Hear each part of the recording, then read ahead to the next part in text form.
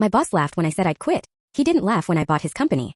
For 3 years I worked like a ghost in that office. Ramen dinners. Beat up Honda with a missing hubcap. Clocking in before sunrise, leaving long after everyone else. Meanwhile my boss Martin rolled in at 10 a.m. sharp, fresh suit, Rolex espresso in hand.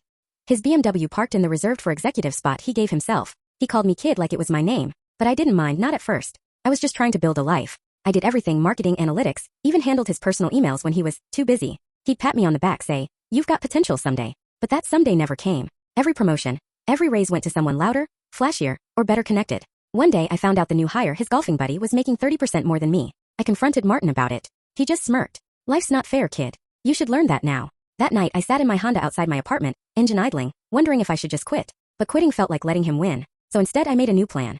I spent every night teaching myself code, business analytics, and AI modeling. While Martin was popping champagne at fancy dinners, I was surviving off vending machine snacks and caffeine. But one night everything changed. A startup I'd built on the side got its first investor email. They offered $50,000 for a trial partnership. It wasn't much, but it was mine. So the next morning, I walked into Martin's office.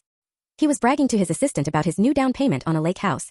I told him, "I'm resigning." He laughed. "Where are you going?" "McDonald's." I smiled. "Something like that." He waved me off. "You'll be back. Guys like you don't make it out there."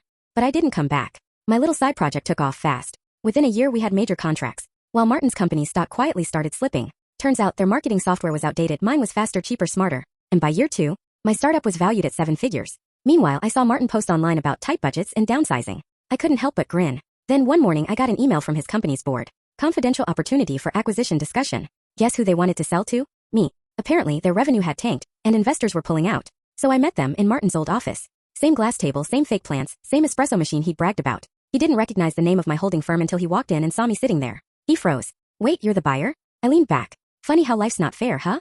He started rambling, excuses about the economy, about bad timing.